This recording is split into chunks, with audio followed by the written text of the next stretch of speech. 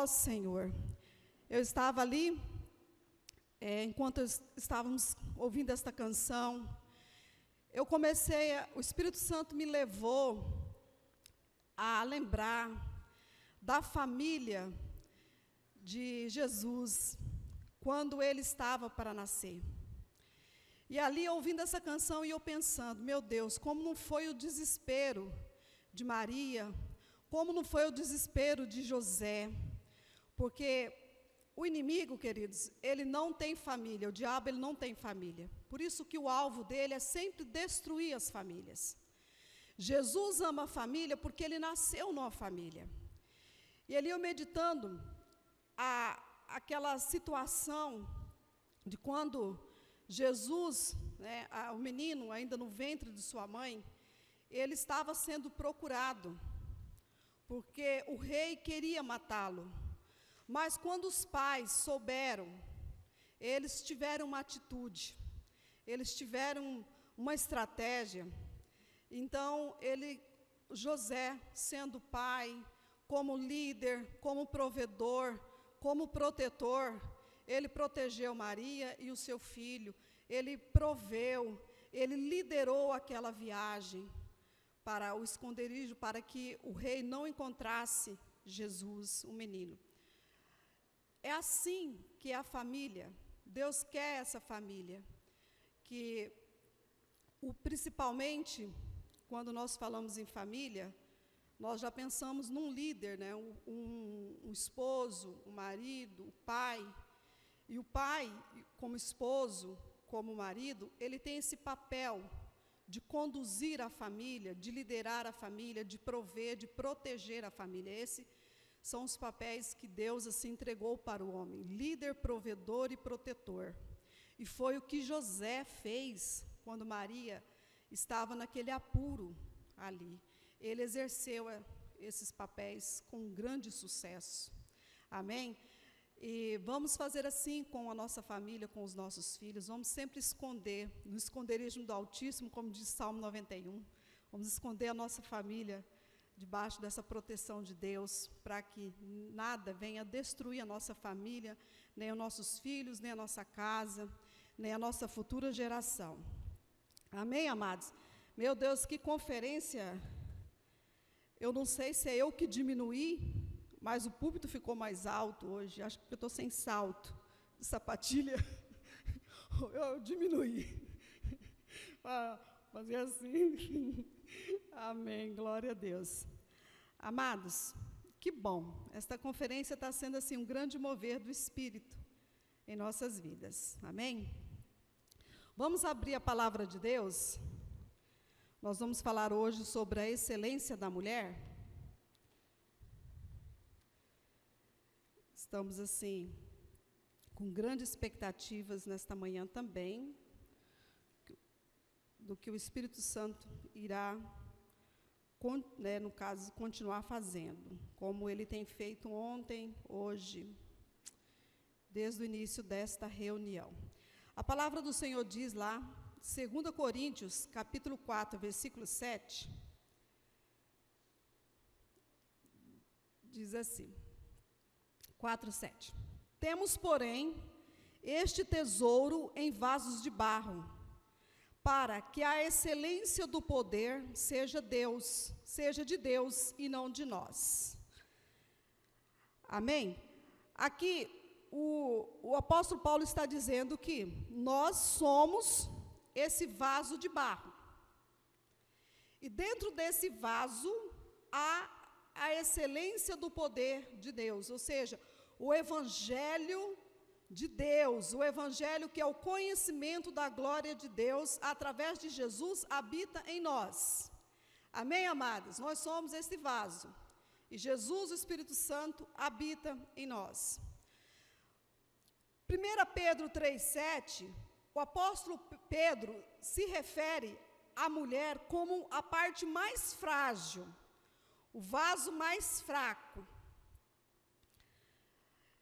Vamos ver então a definição da palavra excelência. Esse poder, o Evangelho, a palavra de Deus que habita em nós. Nós temos no telão a definição da palavra. Vamos lá? Olha aí. A definição da palavra excelência. A palavra grega traduzida por excelente, no Novo Testamento, vem de diapérbo, que literalmente significa transportar ou ser diferente. Além de excelente, a Bíblia também traduz como melhor, vital, as melhores coisas, ou o mais alto e melhor. Então, aí está a definição da palavra excelência. Jesus, através do Espírito Santo, ele faz a sua obra em nossos corações. Quando eu estava meditando acerca deste assunto sobre falar da mulher, eu assim, meditando, conversando com Deus, falei assim, Deus, há tantas controvérsias, né, tantas dúvidas, mas assim, eu quero ir contigo, Pai. Eu quero assim, uma revelação clara, bem assim, mas muito clara, sobre quando o Senhor fez a mulher,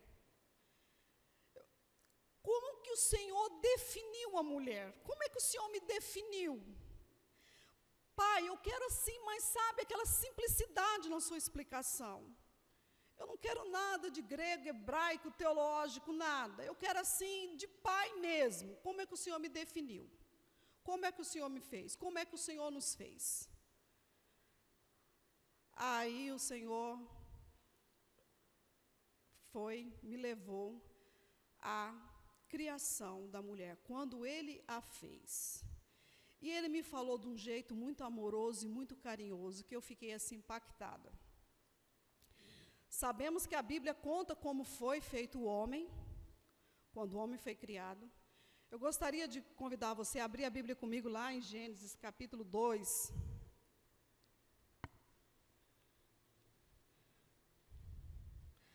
Assim, eu quero compartilhar esta palavra com vocês de uma forma bem simples e na direção do Espírito Santo, como Ele deseja falar conosco neste dia. Vamos olhar um pouquinho sobre a criação do homem. Gênesis capítulo 2, verso 7, diz assim: E formou o Senhor Deus o homem do pó da terra, e soprou em seus narizes o fôlego de vida. E o homem foi feito alma vivente. Aqui a frase está bem clara, que Deus então fez o homem e soprou o fôlego da vida. Nesse fôlego da vida aqui, eu acredito que Deus ele estava dando ao homem no sentido dele ser aquele que vai conduzir, liderar, prover, cuidar. E nós olhamos então na palavra do Senhor que Jesus, ele teve também algo parecido assim. Lá em João capítulo 20, verso 22, diz: E havendo dito isso, soprou ele e disse-lhes, soprou sobre eles, Jesus soprou sobre eles, sobre os discípulos, e disse-lhes: Recebei o Espírito Santo. Recebei o Espírito Santo. Continuando a palavra, Deus dá então ao homem responsabilidade. A gente continua aí, ele se tornou uma alma vivente. Ele, no versículo 18, está aqui a definição da mulher. Então, Deus já deu responsabilidade ao homem, que ele tinha que dar nome aos animais, que ele tinha que dominar a terra, olha aí o homem já entrando com responsabilidade. E com decisões, com escolhas, porque foi Adão que escolheu o nome os nomes dos animais. Deus deu a ele essa autoridade, essa missão dele dar nome aos animais. Interessante que Deus, a gente não tem que compreender Deus, a gente tem que olhar, ler e adorá-lo e servi-lo, porque a gente entender assim Deus assim 100% nós não conseguimos entender e nós não vamos nunca conseguir entender. Olhando a palavra, por isso que eu pedi que você fique com Gênesis aberto para a gente dar uma olhada. Quando chegou no versículo 18, ele disse assim: e disse o Senhor Deus, aqui está o primeiro não de Deus. Veja bem, aqui está o primeiro não de Deus. Não é bom que o homem esteja só. Far-lhe-ei uma adjuntora que esteja como diante dele, ou seja, como a altura dele. Em seguida, Deus forma então a terra, né, os animais e tal, e colocando aí no versículo 19, os trouxe a Adão para este ver como lhes chamaria. Aqui entra uma história assim que eu fiquei assim, falei, Deus, só o Senhor mesmo. Por quê? Deus falou que iria fazer uma esposa para Adão, mas não disse o tempo que entregaria essa esposa. Não disse quando. Antes da esposa ser criada, ser feita ali, primeiro ele teve a missão de escolher os nomes dos animais. Eu imagino assim, quero parafrasear, os animais passando, o macaco e a macaca, o boi e a vaca, o gato e a gata, o galo e a galinha, o coelho e a coelha, e assim por diante. E Adão esperando a sua esposa. Cadê a minha esposa? Cadê a mulher? E nada da mulher chegar. Naquele tempo não tinha Netflix, não tinha séries, não tinha romance, ele nunca tinha visto uma novela, ele nunca tinha lido um romance. E Adão ficou ali esperando, e eu? Acabou os animais, né? Acabaram aquela fila de animais ali, e Adão, cadê a minha fêmea? Porque se a gente olhar o texto, Deus falou que iria fazer uma esposa, mas não disse quando. Primeiro, antes da mulher chegar, ele teve que dar nomes aos animais. Pensando comigo assim, Deus deve ter olhado para Adão e pensado assim, poxa, o semblante de Adão caiu. O semblante de Adão ficou triste, porque cada um tem o seu par, e ele nada. Espera aí, eu já vou dar um jeito nessa história. Vou colocar esse homem para dormir. Ainda bem, amados, que ele dormiu nessa hora, porque imagina ele dando palpite. Não, Deus, faz ela mais magra. Deus, não, essa silhueta dela está muito assim. Vamos engrossar um pouquinho as pernas dela? Né? Depois fala que é a mulher que fala demais. Mas Deus já começou aí, ó, adormecendo, dando anestesia, né? O primeiro anestesista, Deus colocou ele para dormir, para ele então fazer a mulher, porque ele ia dar muito palpite. Porque o homem gosta de dar palpite, me perdoe, irmãos, não é? Meu Jesus amado, Deus meu Pai, é palpite dali.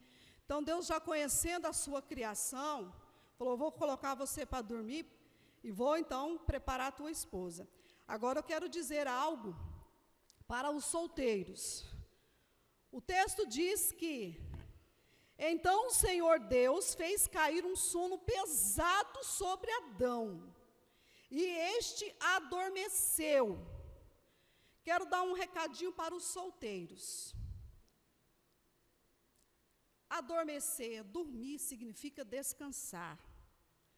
Enquanto você está esperando, descansa, adormeça, descansa em Deus, descansa porque Ele está preparando para você. o teu cônjuge, amém? Ora ao Senhor, fala, Senhor, nesta área, que fique adormecida. Deus tirou das suas costelas e cerrou a carne em seu lugar. Queridos, quando eu conversando com Deus, eu falei, Senhor, vamos voltar agora então no versículo 18. E o Senhor disse, não é bom que o homem esteja só. Falei uma adjuntora que esteja como diante dele, à altura dele. Algumas versões dizem aí, idônea, auxiliadora, tá? Aqui, eu, assim, buscando o Senhor, falei, Senhor, como que foi aqui então, essa criação? Porque a mulher, quando nós falamos, eu acredito, não vou assim, generalizar, mas é um versículo que a maioria das mulheres faz bem assim, igual Apocalipse, não quer ver. Quando a gente se refere a esse texto, dá uma sensação de que a mulher é menor do que o homem, que Deus a desprezou, que Deus fez ela como se ela fosse inferior a ele. Mas não foi isso que Deus fez. Deus não fez a mulher assim, com esse sentimento, para que nós tenhamos este, ou você tenha este sentimento de ser inferior. A definição da palavra idônea, adjuntora, auxiliadora, queridos, significa que se adequa, que serve perfeitamente ao propósito que se refere, que demonstra aptidão e capacidade para ocupar determinados cargos, para realizar determinadas tarefas, apta e competente. Esta é a definição de auxiliadora, de idônea, ajudante. Por isso que Deus fez a mulher da costela, tirou ali, não tirou dos pés nem da cabeça, porque o homem é o cabeça da mulher. Ele é o cabeça. Quando Deus diz para que ela esteja à altura dele, ou seja, ao lado dele, esta foi a definição de Deus para nós mulheres. Deus nos criou assim, com esta capacidade terrível.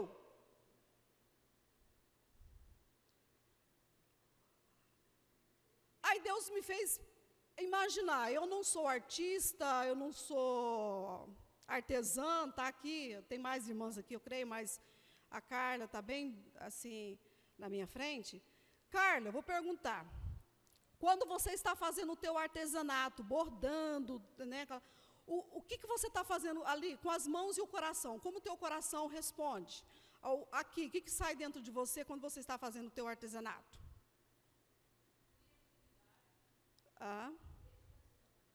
E você está expressando? Exatamente, esta é a palavra que eu queria ouvir.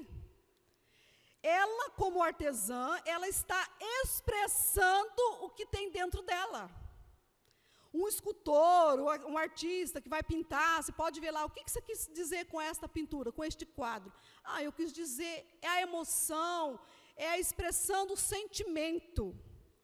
É assim, Deus foi o primeiro artista. Deus nos fez assim, quando Ele estava nos esculpindo a mulher, quando Ele estava fazendo a mulher, Ele estava projetando o que havia dentro dEle. Ele estava expressando o que havia dentro dEle. E não tem nada de inferioridade, não tem nada de menor, não tem nada disso, nada daquilo. Deus estava expressando, olha, você vai ser auxiliadora. O que significa auxiliadora? Você vai ser um ajudante. O que significa ser um ajudante? Isso que Deus estava expressando. Por isso que o homem teve que dormir, porque ele ia atrapalhar a obra de Deus. Porque o homem fala, ele dá as opiniões dele. Então Deus fez isso porque ele queria sossego na hora da sua criação, na hora da sua expressão ali. Assim como a mulher foi tirada da costela do homem, No Evangelho de João, capítulo 19, verso 34, diz assim: contudo, um dos soldados lhe furou o lado com uma lança. Toda vez que você ler a Bíblia, a mulher está se referindo à igreja, e o homem se referindo a Cristo. Eva foi tirada do lado de Adão. Assim Jesus também, ele foi perfurado com uma lança para que a igreja do Senhor existisse. Você pode aplaudir Jesus? Aleluia! Aleluia! Ele foi ferido com uma lança para que a igreja hoje existisse. Adão foi ferido do lado, assim, ao lado, para que a mulher existisse, para trazer à existência a mulher. Então, a mulher representa a igreja, o homem representa Cristo. Por isso que o apóstolo Paulo fala que o marido deve amar a sua esposa como Cristo amou a igreja. O marido não tem que entender a mulher, ele não tem que compreender a mulher, ele tem que amar a sua esposa. Imagina Deus tentando compreender a igreja. Imagina Jesus tentando compreender a igreja, queridos. Assim também é o marido. Por isso que o apóstolo Paulo fala: marido, amai as vossas esposas, como Cristo amou a igreja, como Cristo deu a vida por ela. É assim o marido tem que amar a esposa, tem que dar a sua vida por ela, como Cristo fez. Por isso que quando Deus estava ali esculpindo o homem, fazendo o homem, a mulher, Deus já estava pensando no hoje, a igreja do Senhor. Gente, isso é muito forte. Falando ainda sobre a definição de auxiliador, aqui no versículo 18, a palavra também, eu não sei a tua tradução, aí se diz ajudadora ou ajudante. Olha só a definição dessa palavra ajudante aqui, que é adjuntora, que é auxiliadora. Ajudante em hebraico significa ezer, denota força. No Velho Testamento, essa palavra é usada para descrever Deus na medida em que Ele ajuda o seu povo. Quando Deus fez a mulher, Deus estava colocando nela ali força. Ele estava expressando, como a Carla disse, assim: eu sou a força do meu povo. Eu sou a força de Israel. Quando você lê o Velho Testamento, principalmente o Velho Testamento, Salmos diz assim: o Senhor dá força ao seu povo. O Senhor os tirou do Egito com a força do seu braço.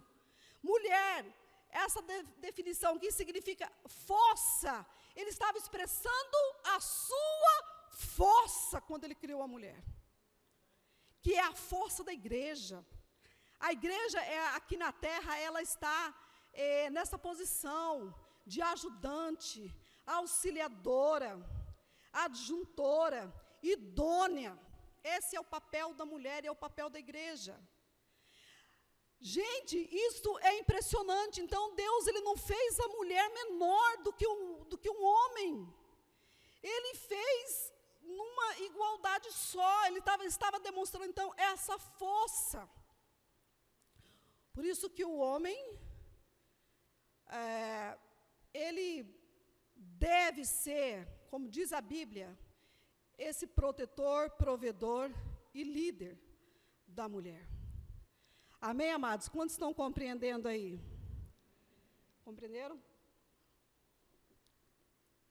Então, a mulher não tem que ter esse sentimento de inferioridade. E a mulher, em lugar nenhum na Bíblia, queridos. Eu não estou querendo me engrandecer para trás de mim isso, mas eu li quem é cristã, sabe que nossa função é ler a Bíblia. Em lugar nenhum eu li na Bíblia Deus proibindo a mulher exercer qualquer função na sociedade, seja na área, numa empresa, liderar uma empresa, ser diretora de uma escola, ser nada, lugar nenhum. Por isso que tem a mulher de Provérbios 31, são as virtudes da mulher. A mulher, ela exerce uma função daquelas, não quer dizer que a mulher, ela é 100% aquela mulher de Provérbios 31, mas uma sobressai no artesanato, como ali a mulher de Provérbios 31 também fala da mulher artesã. Está aqui também a Nete, é artesã também. Eu creio que quando ela está fazendo os seus artesanatos, ela está expressando o que está dentro do coração dela. Então, a mulher de Provérbios 31, ela tem, cada mulher se encaixa numa daquelas virtudes, ou 3 virtudes, ou 4 virtudes. Uma certa vez, uma pessoa perguntou para mim, falou assim, eu não gosto dessa mulher de Provérbios 31, essa mulher não existe. Eu não sou 100% essa mulher, mas a Bíblia, por isso que a gente às vezes lê e não compreende, a Bíblia não está dizendo que nós temos que ser 100% aquela mulher. Às vezes você vai encontrar numa mulher 2 virtudes, uma virtude, mas todas são importantes para Deus. É isso que Deus estava expressando. Então a mulher, lugar nenhum Deus vai proibir a mulher ela exercer uma função como profissional. Ela pode ser diretora de uma escola, empresária, ser uma líder numa empresa. O que a Bíblia nos orienta é que o nosso coração não deve estar lá. O nosso coração tem que estar no lar, dentro da nossa casa, cuidando da nossa família, o nosso coração. Mas isso não impede de eu exercer uma profissão. Mas, assim, eu vejo, assim, que o homem, ele tem que exercer a sua função, sim, de liderar, de apontar, de dar uma direção. Mas a mulher, Deus não proíbe ela fazer nada disso. Por isso que a Bíblia, ela não é feita de regras. A Bíblia é feita de princípios, porque regras, ela bitola, é um quadrado. Princípios não. Princípios são leques que você, quando lê, você vai entender ali. Ela te dá um horizonte para você enxergar. Ela não é feita de regras. É esse cuidado que nós temos que ter. Mas o homem, ele foi feito assim, com esse papel de provedor, líder, protetor. Agora, sim, falando para as mulheres, nós mulheres precisamos de alguém que nos lidere. Precisamos, sim. Nós precisamos de alguém que nos aponte para que direção ir. Isso é muito importante num lar. Isso é muito importante na vida de uma mulher. Porque, queridos, não adianta a gente falar que nós não dependemos dos homens, nós dependemos. Vai para um acampamento só de mulher, vê se logo não pede um homem para estar lá perto. É ou não é? Coloca uns 2 guardiões aqui, ó, nós não queremos ficar sozinhos, não. Coloca aqui. Vai nós aqui ficar. Não, nós precisamos, como também eles precisam de nós. Por isso que a Bíblia diz que nós temos que andar juntos, lado a lado, ninguém, nem um na frente, nem outro atrás. O marido lá na frente, a mulher, não, é lado. Jesus disse aqui mesmo, por isso que ele tirou a mulher do lado. Tirou ao lado do homem, para quê? Para que andem juntos, lado a lado. Nós, mulheres, precisamos dessa voz de direção. Nós, mulheres, precisamos desse sopro. Porque foi isso que Deus fez. Deus soprou no homem e na mulher a gente não vê ele soprando. A Bíblia não traz esse sopro dele. Logo, nós recebemos esse sopro do homem, do esposo, do marido. Para quem é solteira, do pai, viu?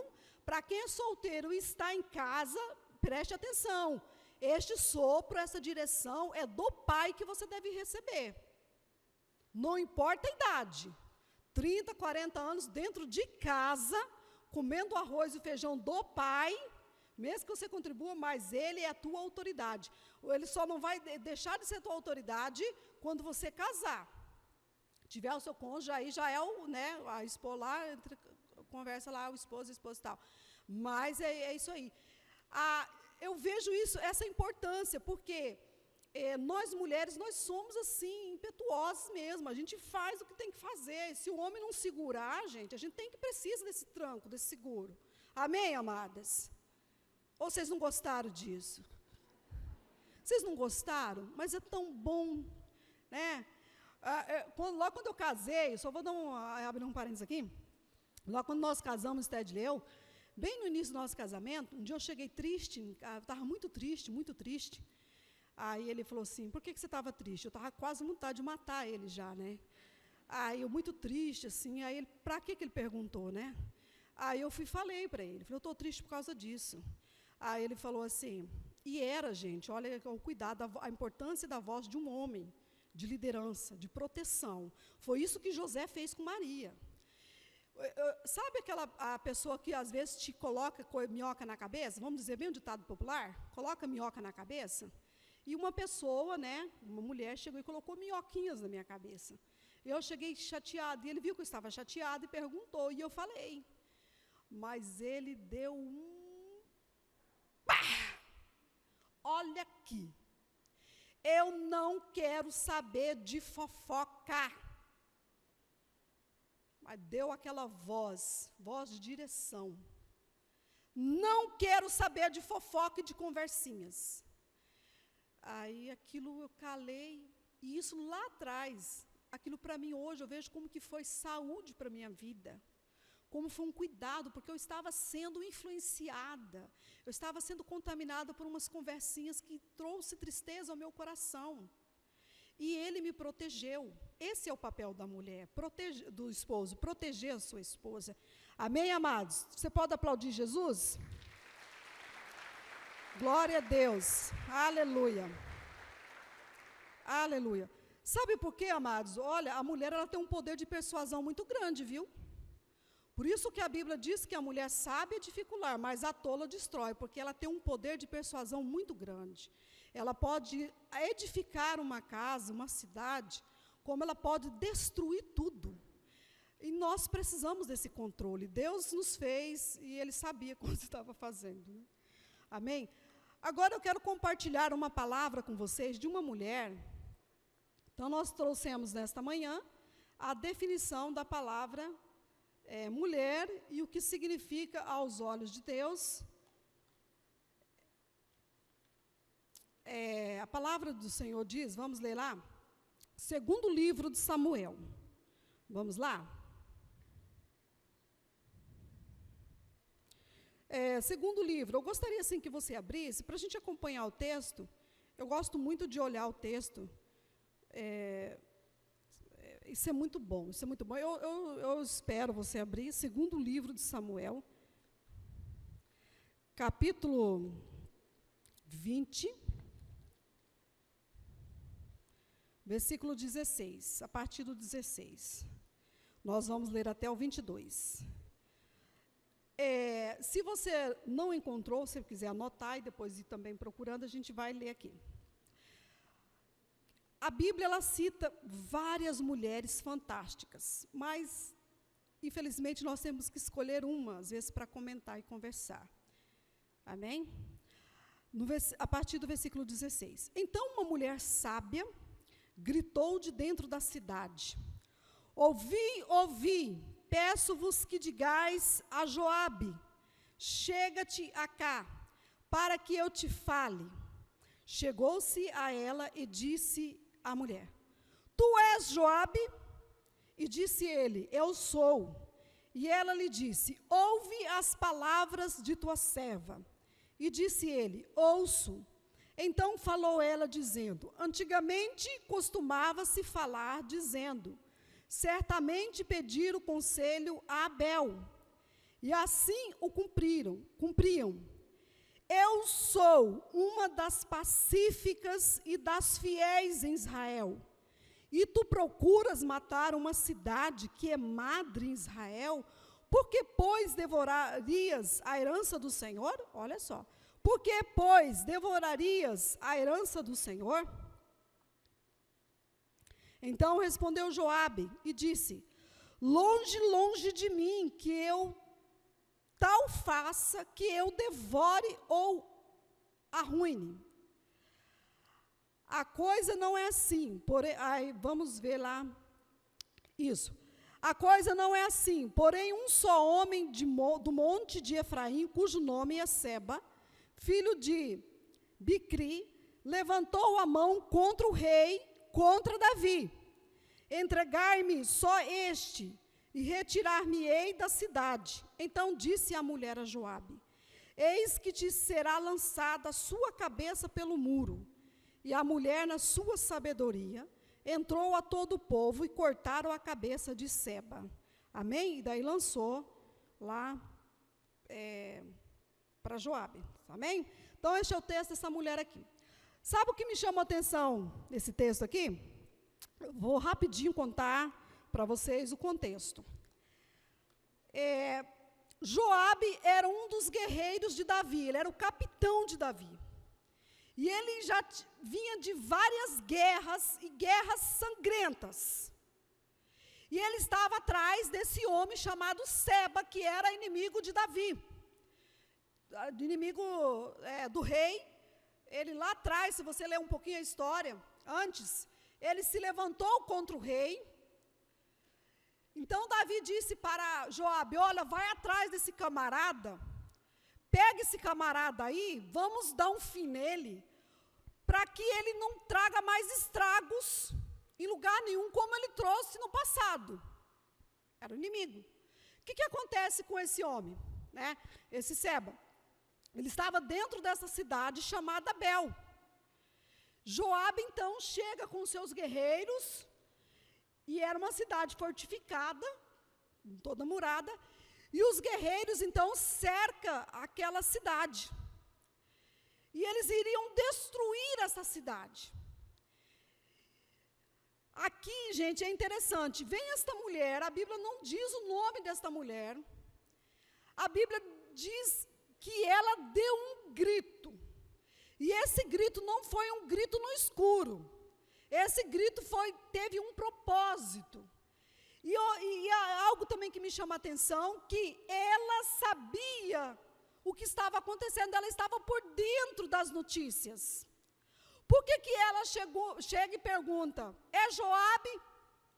Sem ela vê-lo. Ela sabia o que estava acontecendo. Ou seja, era uma mulher antenada, uma mulher informada. E Joabe então diz, olha, nós queremos o fulano que está aí. Ela disse, não, vocês não vão entrar nesta cidade, uma cidade que sempre foi uma cidade conselheira, uma cidade pacífica, onde há inocentes, onde vêm pessoas de longe buscar conselhos. Esta era a referência dessa cidade. Agora, você vem com seus soldados e querem destruir esta cidade, mas vocês não vão destruir esta cidade. Vocês não vão destruir essa cidade. Nós vamos dar um jeito. Ela, com certeza, era uma líder muito forte aqui, muito respeitada, muito conhecida, mas ela não tomou decisão sozinha. O texto diz que ela foi buscar conselhos, para então decidir o que seria feito com aquele inimigo que estava dentro daquela cidade. Mas ela fez uma coisa interessante, ela impediu que inocentes fossem mortos ali por causa de um homem briguento, que Seba, ele era um homem briguento. Vou ali buscar conselho. Aí ela buscou conselho com o povo, falou, olha, se é a cabeça, se é ele que você quer, aqui está. Então, ele foi, morto, e pegaram a cabeça e jogaram pelo muro e entregou a Joabe. Mas a cidade foi poupada, a cidade foi protegida. Agora eu quero ver com vocês aqui alguns pontos desta mulher que nos ensina muito bem. Então, aqui está o contexto deste capítulo. Primeiro ponto aqui. Ela deu o grito e tal, mas ela disse o quê? A palavra fala aqui, uma mulher sábia. Uma mulher sábia. Kel, faz favor, você coloca no telão o slide.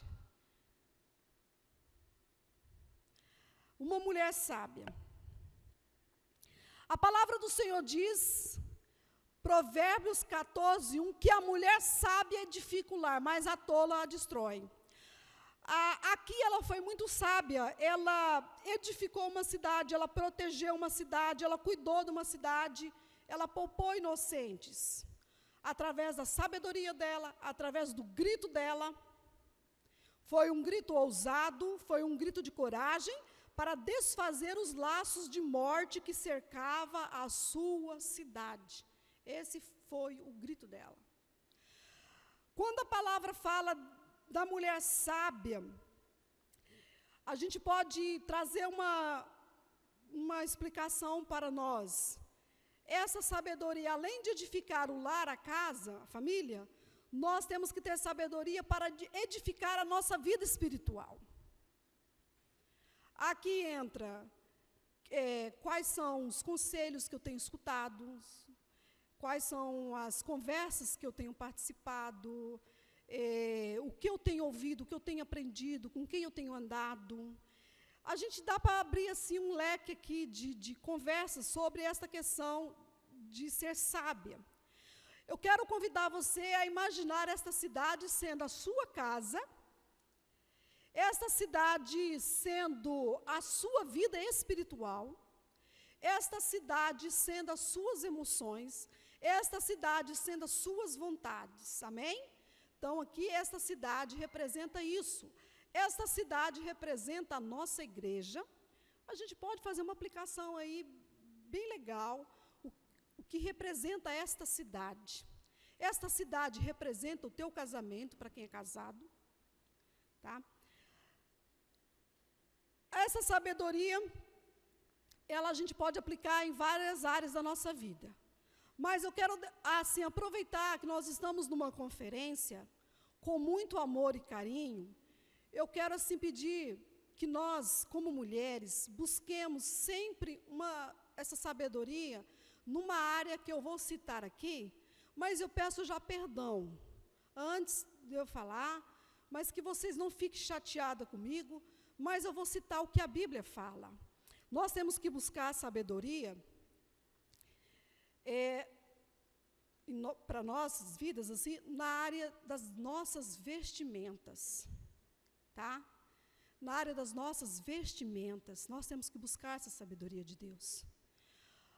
Eu não quero entrar em mérito de usos e costumes, não, a proposta não é essa. Mas a proposta é para que você seja sábia na hora de se vestir. Eu tenho, assim, um conselho a dar a você. Quando você for se vestir, né, está se vestindo, está se arrumando para ir à padaria, ir à escola, buscar o filho, ao trabalho, ir à igreja, vá até o espelho e pergunte para o Espírito Santo: Espírito Santo, esta roupa te agrada? Esta roupa te agrada?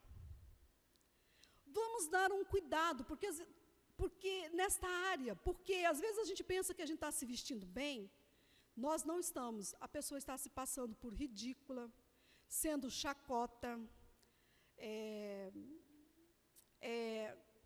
sabe, coisas indecentes. Então, a palavra do Senhor diz, 1 Timóteo 2:9, olha só o conselho desta palavra, é muito forte.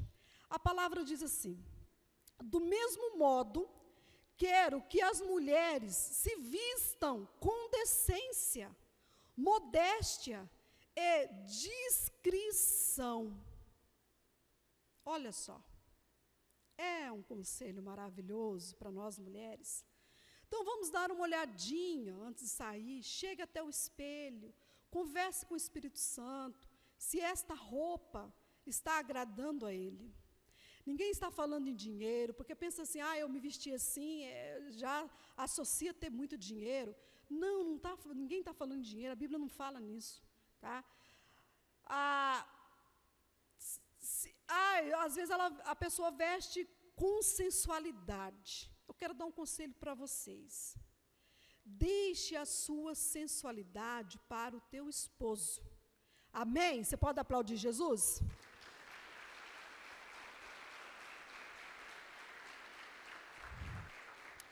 Deixe a tua sensualidade para o teu esposo. Mas vamos ter cuidado com as nossas vestes. Vamos ser sábias no nosso vestir. Amém?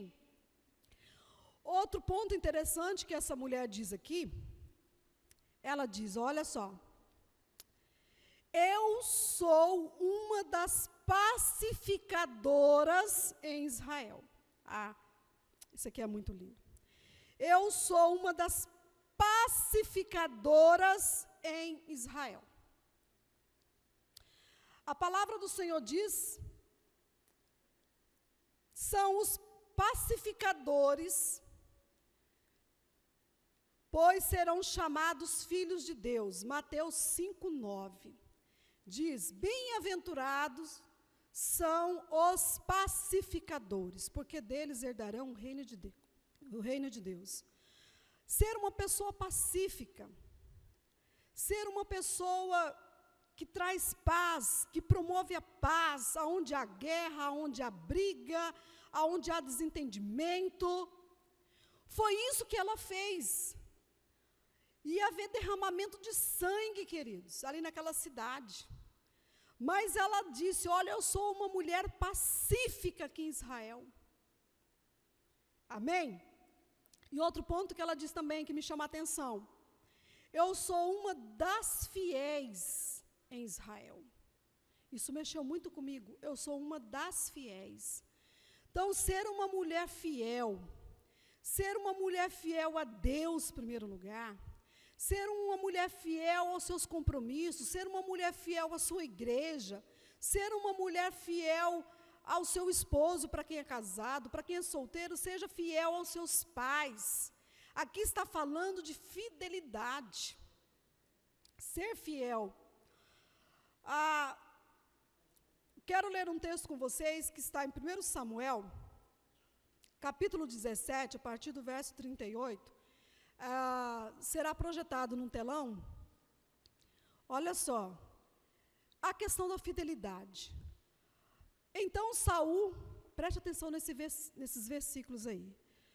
Então Saul vestiu Davi com a sua própria túnica, colocou-lhes uma armadura e um capacete de bronze na cabeça. Tem mais versículo? Não, continua aí o 39. Fazendo favor.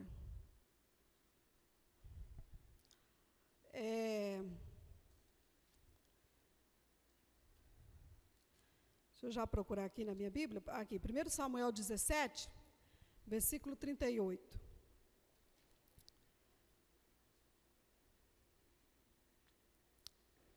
Então, diz assim: e Saul vestiu a Davi, pôs os seus vestidos, e pôs-lhe sobre a cabeça um capacete de bronze, e o vestiu de uma couraça. Olha só. E Davi cingiu uma espada sobre os seus vestidos, e começou a andar. Olha só, ele recebeu algo que não era dele, e ele começou a andar. Porém, nunca o havia experimentado. Então disse Davi a Saul: não posso andar com isto, pois nunca o experimentei. E Davi tirou aquilo de sobre si. Olha só, Saul tenta colocar as suas armaduras em Davi. Mas Davi tentou caminhar, até ele tentou, mas ele não conseguiu. Ele chegou e disse: olha, isso aqui não cabe em mim, isso aqui não serve em mim, eu vou tirar isso de mim. E tirou. O que nós aprendemos com isso? Que há uma geração querendo colocar em você armaduras que não te servem, que não cabem em você. Há uma sociedade com seus ditames, com as suas ideias, a mídia, tentando colocar em nós armaduras que não nos cabem, que não nos servem. Por isso que Romanos 12:2 diz que nós não temos que conformar com as coisas deste mundo, mas ter uma mente renovada para aquilo que é de Deus, para aquilo que é dos céus. Nós vivemos numa época, principalmente agora, no século 21, uma sociedade onde quer colocar, empurrar essas coisas em nós, contra a palavra de Deus. Mas esta mulher aqui, ela foi fiel, ela disse que ela era o quê? Fiel a Israel.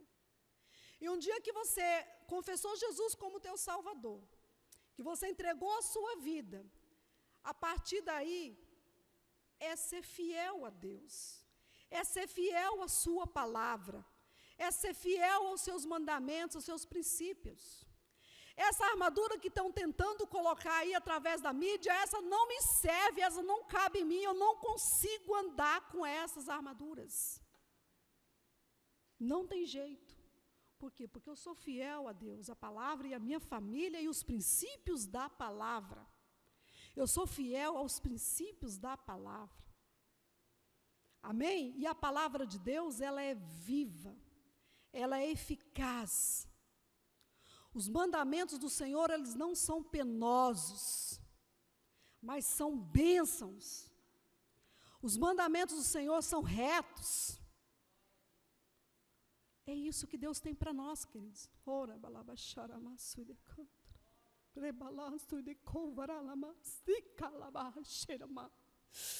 ah, Senhor, foi assim quando o Senhor nos fez. Foi pensando assim, queridos. Foi dessa forma, uma obra-prima, que tem valor aos olhos dEle. Não ao que o mundo coloca, o que o mundo tenta mostrar. Não, não é isso. Nós temos um valor para Ele. Quando nós descansamos nele, quando nós esperamos nele, o Senhor sempre tem o melhor para nós. Às vezes você está aí lutando, pelejando com o teu casamento, como essa mulher aqui, que não cita o nome. Talvez não cita o nome, porque é você essa mulher, amém? É você essa mulher, sábia, fiel, pacificadora, sabe? E você essa mulher, e você está lutando, para que você que é casada, você está lutando em favor da salvação do seu esposo. A Bíblia diz que nós temos que ganhar o marido sem palavras, mas com as nossas atitudes. Amém? 1 Pedro traz esse conselho. E nós não vamos ganhar com as nossas palavras, são com as nossas atitudes. As nossas atitudes vão à frente, elas, antes das nossas palavras.